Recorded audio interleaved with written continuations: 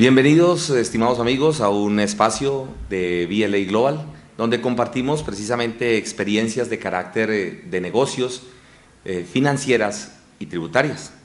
En esta ocasión hemos contado con la presencia de alguien que para nosotros nos agrada mucho tenerlo aquí en nuestras instalaciones, que es el doctor Leonardo Barón. Bienvenido, Leonardo. Muchas gracias, Edmundo. Gracias por la invitación a su programa. Bueno, Leonardo es el representante de los contadores a la Junta Central de Contadores, pero simultáneamente hace parte de los miembros del Consejo Técnico de la Contaduría Pública. Pero quisiera en este espacio primero conocer quién es Leonardo Barón. Bueno, gracias. Mi nombre es Leonardo Barón García, soy básicamente contador público de una universidad pública, la Universidad Surcolombiana, en la ciudad de Neiva, una hermosa región. Huilense. Donde ha ido el mundo seguramente. Sí, claro que sí. Tiene que seguir yendo. Allá estudié contaduría pública y básicamente mi historia empieza, yo siempre he dicho, cuando tuve un profesor que se llamaba Janel Blanco, y debo confesar que cuando inicialmente iba a recibir clases con él, no quería recibir clases con él, que me parecía una persona de la línea antigua, Entonces yo estaba reacio, pero dije, bueno, yo estoy en esta especialización en el 2001, pues toca hacerla, porque ¿qué más? Y con él. Y con él, porque ¿qué más hacemos? Pero resulta que debo confesar, y debo decirlo, que fue una de las personas que más me impactó en la profesión, porque es una persona que, si bien podía tener una edad, pues definitivamente no era anticuado.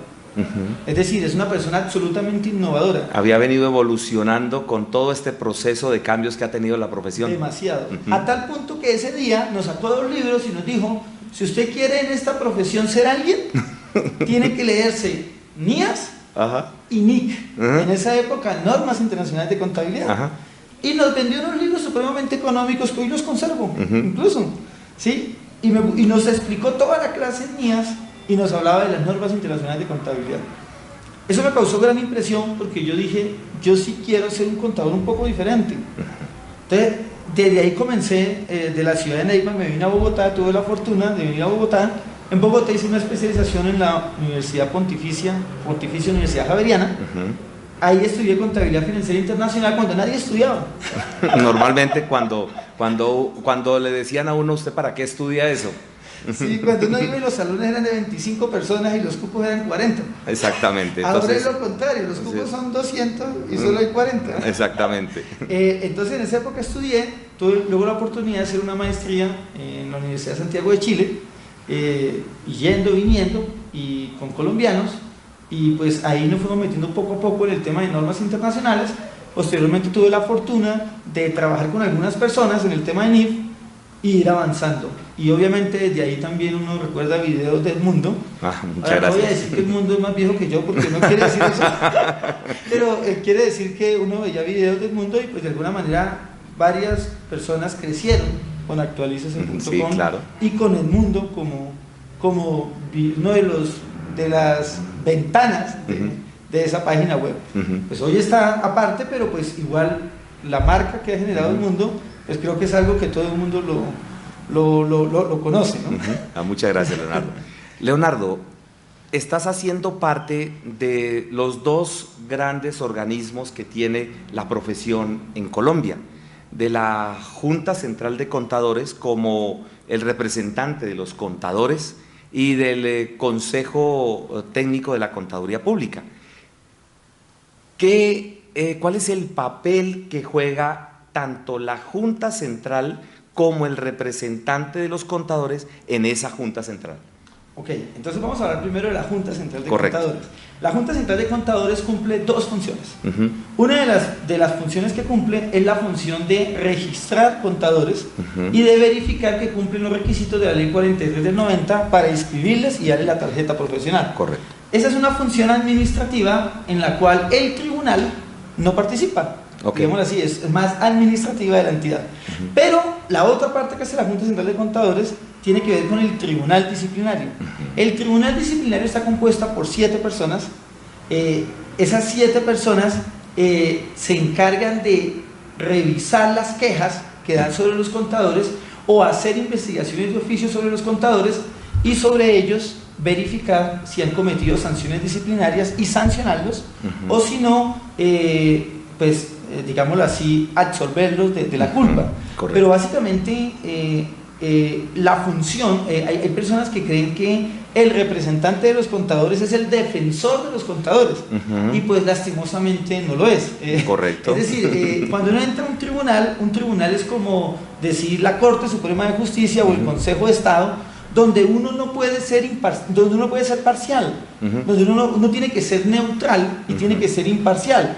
Desde el punto de vista que cuando yo llego allá, lo que hago yo es aportar lo que he vivido como profesional, lo que he vivido como contador, porque he trabajado como contador, he trabajado como revisor fiscal, he trabajado también como asesor de NIF, he trabajado también como profesor. Entonces, es aportar esa experiencia y decirle a los miembros del tribunal que no lo han sido, pues los retos a los que se encuentra un contador, y poner mi punto de vista para de alguna manera que ellos puedan comprender el actuar de un profesional que muchas veces no es de dolo, pero a veces, o sea, hay que separar la negligencia con el dolo, ¿no? Claro. Como decía alguien del tribunal, una cosa es ser irresponsable y otra cosa es ser de mala fe. Estamos de acuerdo, claro. ¿Sí?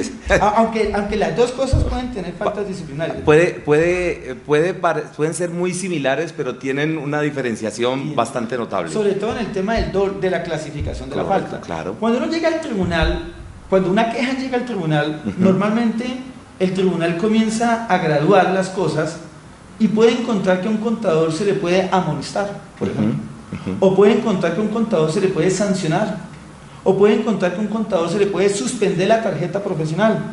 O sea, existe una gradualidad en la forma como se le aplica esa sanción al contador. Así es. O puede que se le cancele. Entonces serían las cuatro cosas. Las cuatro cosas son gravísimas. Aparentemente hay una gradualidad, pero es grave. ¿Por qué es grave? Porque en la vida real, cuando usted trabaja en una entidad, si la entidad licita, si la entidad presenta estados financieros al banco, pues le piden una cosa que se llama certificado de antecedentes disciplinarios. Y ahí van a figurar esas... De los 5 años atrás. O sea, desde la amonestación simple hasta la posible cancelación, que sería pues ya algo mucho más grave porque no podría ejercer, bueno, la suspensión también, pero pues obviamente hay un lapso, pero ya en la cancelación ya no hay, pero ¿cuál es finaliza. El problema del mundo en la práctica? Que si a ti te amonestan, que es lo más bajo, cuando tú vas a presentar una licitación y le piden certificado de antecedentes disciplinarios y ven que fue amonestado, ya eso pues, genera, o sea, ya no hay la misma confianza con el contador. Ya no hay la misma. O sea que tu papel en este caso es aportar esos elementos de juicio que le permiten a otras disciplinas poder entender a qué se va o a qué se enfrenta, a qué se va abocado ese contador, ese profesional frente a situaciones que obviamente pues las debe manejar.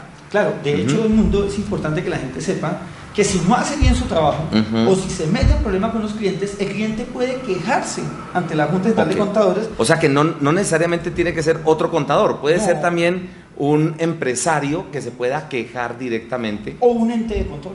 O un ente de control. La Administración de Impuestos Nacionales, cuando revisa una declaración y encuentra inconsistencias, ella reporta la inconsistencia y pone la queja. O las superintendencias. O la superintendencia de Servicios Públicos Domiciliarios, la misma Contraloría. Es decir, todos los entes de control pueden hacer el aporte. Perfecto. Un revisor fiscal también puede quejarse de un contador del revisor fiscal, el empresario o un socio.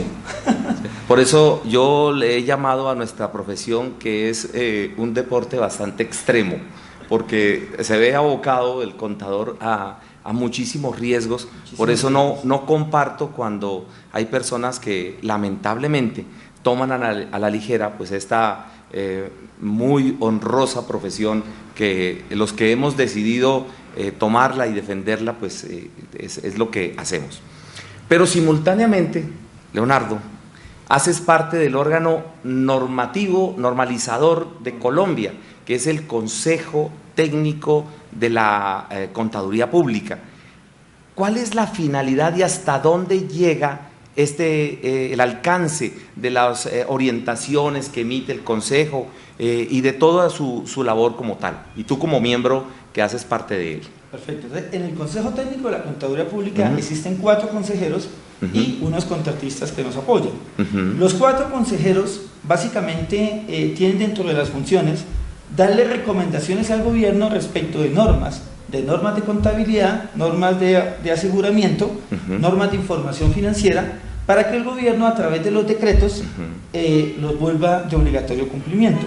Entonces, una función principal del Consejo Técnico tiene que ver con estar pendiente de los cambios normativos para podérselos proporcionar al gobierno para poder generar nuevos decretos. De ese punto entonces específico tenemos que, no importa que la Fundación IFRS o que la IFAC emitan una nueva normatividad, sino que tiene que primero pasar un filtro que es una discusión previa entre los consejeros que se hace pública también y luego sí ya se plantea la incorporación a nuestro marco legal, para ponerlo así. Tú dices algo bien importante porque a veces creemos que con solo salir la norma internacional ya aplica en Colombia. Correcto.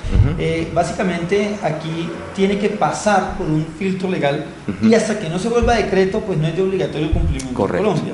Eso ha generado mucha suspicacia porque alguien dice, ¿y si yo lo hago antes y si no lo hago? Correcto. Bueno, pues, es un tema que no está tan claro, pero pues sí invito a la gente a que desde ya esté pendiente de los cambios de la norma, porque eso le permite formarse como profesional. Cuando un profesional espera a que una norma salga como decreto, correcto, total, pues ya está vencido. Sí, claro, ya no hay sino la única alternativa que aplicarla. Claro que sí. Pero si no estoy preparado, ¿no?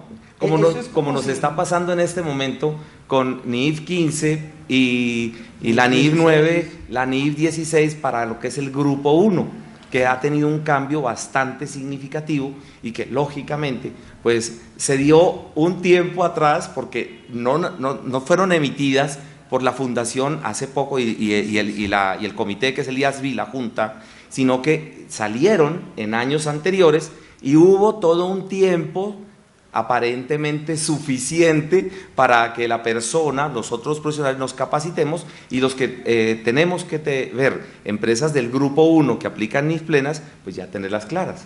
Claro, eso sería como equivalente que uno dijera, uy, ya van a llegar las 12, voy a trabajar para conseguirme para el almuerzo. Ajá, exactamente. A las 12 usted debe almorzar. Es correcto. Y ya debe haber trabajado. Perfecto. Y haber tenido el dinero para poder almorzar. Comprar, claro. Entonces, a veces nuestra profesión tiene que empezar a entender que las normas hay que leerlas desde mucho antes de que legalmente sean exigibles para participar en las discusiones y para poder aportar incluso a la empresa. No, y entenderlas. Claro. Entenderlas. Cuando uno es asesor de una empresa, cuando tú que has asesorado empresas, pues uno tiene que estar con lo que está y con lo que viene. Es correcto, así o es. O si no, no puede asesorar, porque yo no puedo asesorarlo a usted sobre lo que va a pasar mañana. El empresario siempre quiere más futuro, sí, claro. Quiere que lo visione, quiere, y él lo siente. Él siente cuando un contador está metido en el cuento y cuando no. Entonces, en Colombia estamos separando los contadores en dos, no nosotros, sino el mismo mercado los está separando. Los contadores que se quieren dedicar a esforzarse por estudiar y ser mejores día a día, y los contadores que, pues a veces, que también no es malo y que sirve y da plata, pues solo están pendientes de que cambie el formulario, de que la página no sube, y pues eso también da plata, eso también da rentabilidad. Pero pues es otro tipo de mercado. Esos son mercados a los cuales las personas les apuntan. Y me parece bien, y creo que en Colombia en algún momento tendremos que discutir los alcances de los técnicos, de los tecnólogos y los profesionales, así como la misma especialidad que debe tener un contador, porque la profesión es muy amplia y sería demasiado prepotente cualquier contador que se precie de saber de todo con la profundidad que piden las normas legales colombianas. Pero bueno, entonces ya tenemos una primera función que es evaluar ese proceso normativo de lo que está saliendo más reciente, tanto de la Fundación como de la Federación de Contadores, que es la IFAC, y lograr hacer ese proceso para que luego finalice en un decreto reglamentario. La función de las orientaciones, ¿cómo opera eso? Hay otra que es una de las que más a veces me gusta. ¿Cuál? Y son el tema de las consultas y las orientaciones. Perfecto, ok. Digamos que pueden estar de la mano, porque hay veces tanta consulta, uno dice, ya necesita una orientación. Ok. No necesariamente una consulta termina en una orientación. No, digamos que las orientaciones en este momento son 16, que son orientaciones, por ejemplo, sobre instrumentos financieros, orientaciones sobre propiedad horizontal, orientaciones sobre empresas sin ánimo de lucro. Esas orientaciones son documentos aparte extensos, 100 hojitas, 80 hojas. Ya con toda una estructuración. Ya con una estructura, ojalá de libro, ojalá como consejo pudiéramos llegar a que una universidad lo usara, ojalá fuera un documento obligatorio no por ley, sino por técnica. Por la misma disciplina. Por la misma disciplina. Correcto. Es que las cosas hay que volverlas obligatorias, no porque me las obliguen, sino porque es tan bueno el documento que es obligatorio. Es correcto. Entonces la idea es que se vuelva obligatorio hablando de eso, para que el estudiante lo mira, lo lea, ojalá nos aporte y nos diga, no estamos de acuerdo, porque hay veces uno cree que uno tiene que estar de acuerdo con todo. Claro. Además, la sana discusión enriquece. Pero por favor. Enriquece, porque cuando uno escucha, cuando alguien no está de acuerdo, también termina aprendiendo. Definitivamente. También termina aprendiendo porque, pues, de pronto uno se sesgó en la lectura y creyó que en su lectura la focalización era esta. Pero cuando escucha otras opiniones, puede encontrar otra diversidad. Claro, de hecho el mundo, aparte de las orientaciones, también contestamos consultas. Las consultas están publicadas, más o menos son entre 1000 y 1200 consultas por año. Es decir, ya van unas 6000 consultas.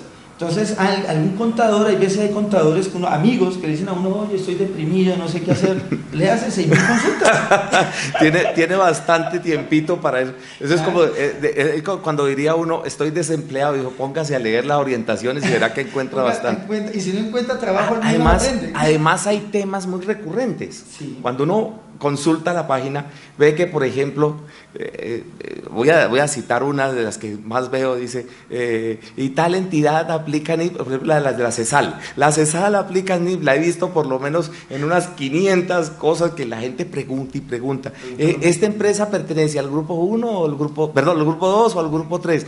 Cosas que hoy en día uno podría decir, oye, pero eso ya debería estar lo suficientemente maduro, pero no, se siguen presentando, y veo que el consejo técnico lo que hace es decirle, mire, esto ya se contestó en las consultas números tales, de tales años, incluso porque ya son históricas, ¿no? Eso ya también lo he visto que se utiliza mucho. Entonces, en el consejo técnico, como lo decías, por un lado, buscamos las normas para que se vuelvan decreto, y por otro lado, contestamos conceptos y hacemos orientaciones. Perfecto. Por lo menos ahora sale un concepto que es sobre criptomonedas. Entonces, si alguien quiere saber de criptomonedas, se puede leer el concepto, leerlo, discutirlo, y eso le puede aportar a su vida.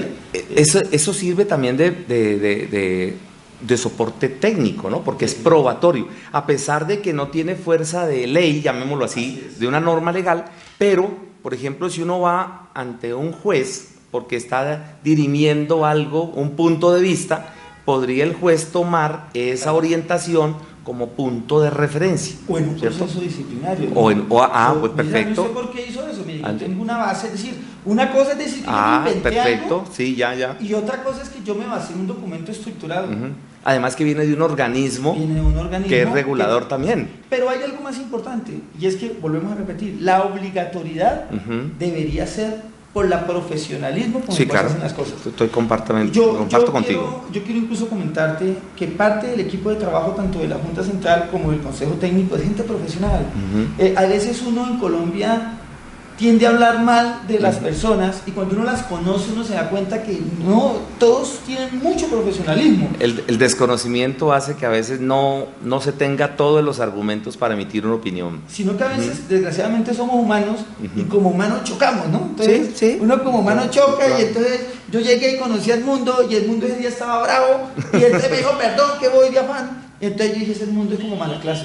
Sí, claro. Entonces de una vez se llevó esa opinión. Perfecto. Y entonces, pero soy gente muy profesional, eso me parece importante. Es decir, el consejo técnico, por lo menos gente técnica, estructurada, se toman las decisiones basadas en la mejor interpretación de las normas. Somos humanos, Claro, y eso hay que admitirlo, ¿no? Y ahí eso caben errores, pero no son definitivamente, uno no ve dolo, no ve ese tipo de cosas. Sí, claro. Sino que se ve que intenta ver mucho. Además que la estructura con la que está hecho cada orientación y no solamente las orientaciones, sino también las consultas, que también tienen una más reducida, pero tiene una estructura donde se coloca el fundamento técnico y todo lo demás. Y hay que seguir mejorando, ¿no? Claro. Porque hay consultas donde uno a veces las contesta y uno dice, oye, yo quisiera haber hecho más, o quisiéramos haberla mejorado. O de pronto solo se enfocó en una perspectiva del tema y puede haber otras perspectivas, ¿no? Así es. Yo siempre le digo a la gente que las normas cobran vida es cuando ocurren situaciones. En ese momento cobra vida una norma. Claro, pero entonces digamos que el contador tiene que tener claridad, y gracias por esta entrevista, porque mire que es bueno que el contador sepa primero que la Junta Central de Contadores no es la defensora de él. Eso puede darles tristeza a muchos, pero no lo es. Cuando usted le llega una carta de la Junta Central de Contadores, preocúpese. Pues, sí, preocúpese porque ahí hay algo que uno está ahí. Puede ser una queja, puede ser eso. Entonces, digamos que la Junta Central de Contadores no está para que salga a defender al contador. El Consejo Técnico tampoco está para que salga a defender al contador. ¿Por qué? Porque son organismos técnicos. Y uno desde la parte técnica no debe ser apasionado. Yo me acuerdo que alguien me dijo, usted debe ser apasionado por lo que hace, pero al momento de tomar una decisión no puede ser apasionado. Porque cuando uno es apasionado puede tomar una mala decisión. Por lo menos vamos a salir a una huelga. Mucha gente nos criticó porque dijo, la Junta Central y el Consejo Técnico apoyó a los contadores en el paro de la DIAN.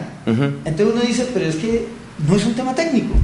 Y cuando no es un tema técnico sino de pasión, pues se pueden generar cosas que no ayudan. A veces en el país tenemos que mirar que como profesionales tenemos que aportarle al país. Claro. Y ese aporte al país implica poder tener la fuerza de sentarnos con un director de la DIAN y decirle, ¿qué hacemos para mejorar la DIAN? Pero no le podemos decir, oye, que esa DIAN es mala.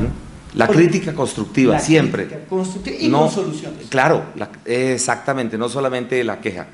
Leonardo, sabemos que lamentablemente pues tus ocupaciones y las de todos nosotros hace que no podamos disponer del todo el tiempo que queramos, pero esperamos seguir compartiendo contigo estas experiencias de tu paso por estos dos organismos, y que desde nuestra parte para nosotros es motivo de satisfacción que una persona con los valores morales, éticos que tienes tú, pues esté no solamente representando a los contadores, sino que haya alcanzado ese peldaño del Consejo Técnico.